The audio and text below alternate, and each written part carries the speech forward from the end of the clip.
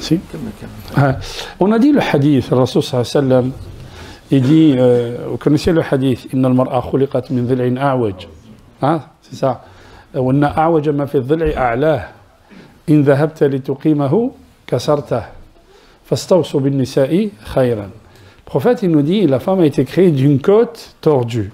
Et ce qui est tordu dans la côte, c'est le haut de la côte. Et si tu veux la redresser, tu vas casser la côte. Alors prenez soin de vos femmes. Et beaucoup d'entre nous ont compris ce hadith comme quoi la femme, elle est tordue. Astaghfirullah, le Rasul sallam, il veut dire ça. Astaghfirullah al-azim. La main, ils vous disent la côte, elle est où? La côte, elle est là. Vous voyez? La côte, c'est la poitrine, elle est au niveau de la poitrine. Et la poitrine, les côtes, elles font quoi? Elles protègent les organes vitaux de l'être humain. Derrière les côtes, il y a quoi? Il y a les poumons, il y a le cœur, il y a, vous voyez, les organes vitaux. Autrement dit, Allah subhanahu wa ta'ala ne nous a pas créés de la même manière. On n'est pas pareil en fait. On est différent. L'homme, il a ce que la femme n'a pas, et la femme, elle a ce que l'homme n'a pas. Allah subhanahu wa ta'ala il a donné une affection, une tendresse à la femme que l'homme n'a pas. C'est ça. Allah subhanahu wa ta'ala il dit الرجال قوامون على النساء. C'est بما فضل الله بعضهم على بعض وبما أنفقوا. Ok. Quand vous lisez la traduction, c'est pour ça qu'on dit souvent que la traduction, traduire c'est trahir. Quand vous lisez الرجال قوامون على النساء, les hommes ont une prédominance, une autorité sur les femmes. C'est ça la traduction. Donc les gens disent, regarde ce que vous dites là. Al-Qiwama, ça n'a rien à voir. Al-Qiwama, ça n'a rien à voir avec l'autorité. Est-ce que, quand vous lisez Ayat al-Kursi, Allahu la ilaha illa huwa, al-Hayyu Qayyum, est-ce que al-Qayyum ici veut dire une autorité? Du tout.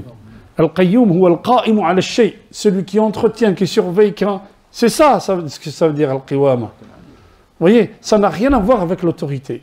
Autrement dit, l'homme, il est le chef du foyer. C'est lui qui entretient, c'est lui qui fait attention, c'est lui qui protège. C'est ça ce que ça veut dire. On l'a traduit. Vous voyez, la traduction, subhanallah al-azim. Et beaucoup de gens disent, moi j'ai lu le Coran. En quoi tu l'as lu le Coran? En français, en anglais? Non, quand tu lis le Coran en français, tu n'as pas lu le Coran. Tu as lu les traductions, la traduction ou un semblant de traduction. Parce que même dans la traduction, quand vous regardez la traduction, regardez le qira'at, prenez les différentes traductions. Subhanallah, ouais. C'est pas ça. Il y en a qui traduisent din par la religion. Din en islam, c'est pas la religion. Il y en a qui traduisent din par le culte Dieu. Vous lisez la traduction du Coran, il dit que le culte Dieu. Ça, din, min ad-din, on a une dette envers Allah subhanahu wa ta'ala. C'est ça que ça veut dire. Donc vous voyez que la traduction, c'est souvent on trahit le sens. On trahit le sens. Et je vous ai dit combien de fois, Allah subhanahu wa ta'ala il dit, fi surat Qaf, il dit, وَلَقَدْ خَلَقْنَا الْإِنسَانَ وَنَعْلَمُ مَا تُوَسْوِسُ بِهِ نَفْسُهُ وَنَحْنُ أَقْرَبُ إِلَيْهِ مِنْ حَبْلِ الْوَرِيدِ. Nous avons créé l'homme, regardez la traduction. Nous avons créé l'homme et nous savons ce que lui susurre son âme et nous sommes plus près de lui que sa veine jugulaire. La ilaha illallah. Et alors c'est quoi l'insan? C'est Allah, il est plus proche de nous que notre veine jugulaire.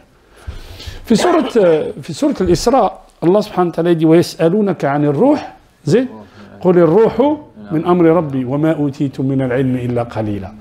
Vous remarquerez qu'à chaque fois qu'Allah subhanahu wa ta'ala parle de ruh, il y a l'amr derrière.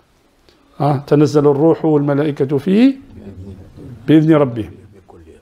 Salam. Barakallahu fik.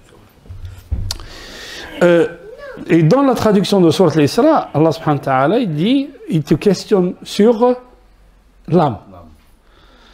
Tu diras que l'âme c'est du ressort de mon Seigneur et de la science on n'avait eu que très peu.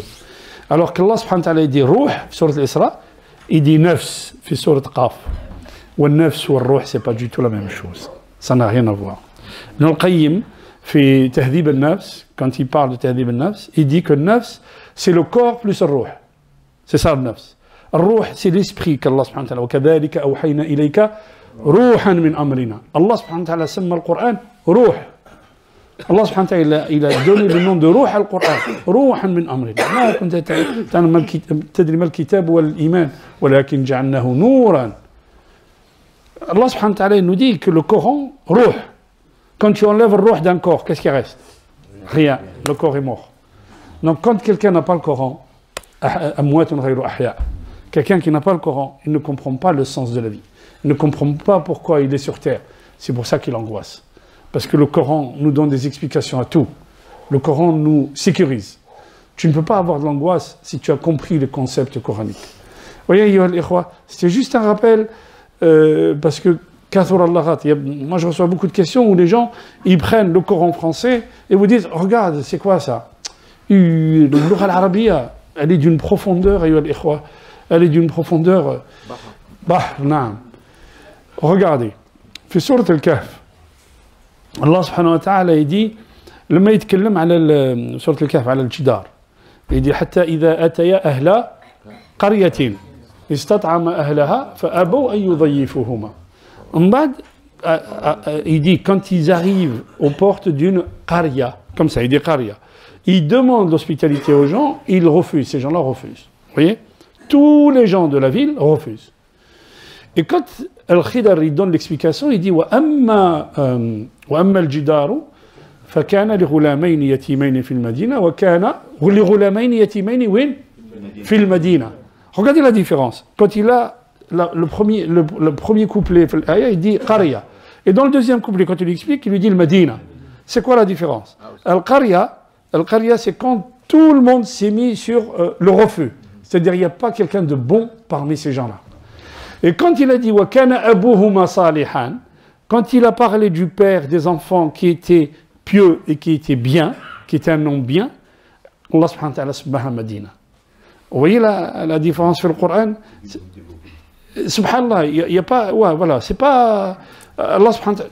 في سورة القصص سورة القصص الله سبحانه وتعالى dit وأصبح فؤاد أم موسى فارغا لولا أن ربطنا على قلبها. Quand vous lisez la traduction dit et le cœur de la mère de Moïse devient livide si nous n'avons pas raffermi son cœur. Alors que Allah subhanahu wa ta'ala dit fu'ad wa qalb.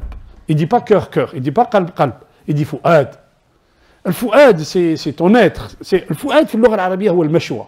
C'est l'endroit où on met la viande pour griller la viande.